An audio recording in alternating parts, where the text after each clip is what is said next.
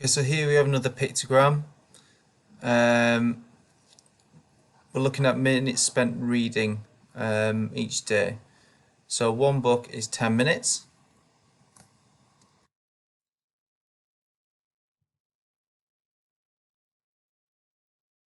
So we need to think about what we'd have, how many books we'd have for each one for 10 minutes and 5 minutes. So if we're doing 10 minutes, if we look back, Monday is 20 minutes, so we'd have 2 books. Tuesday, 25.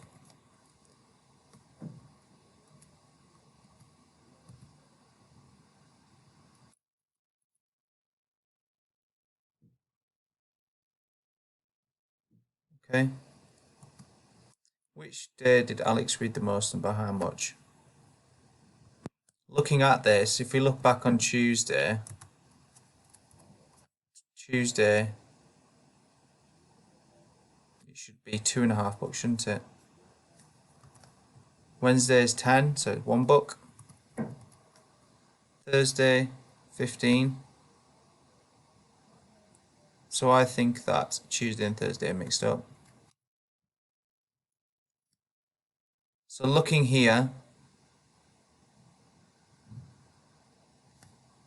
on which day did Alex read the most and by how much? So you need to think about who read the most. Oh, sorry, which day did they read the most?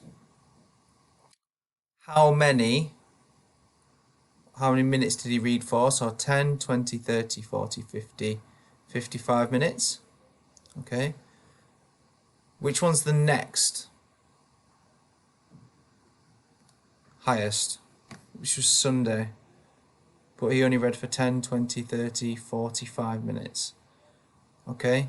So then we need to work out the difference. Okay. We could find that out by looking at this. They're both 5. But Saturday's got an extra 10, so Saturday by 10 minutes. Have a go at question 3 on your worksheet, please.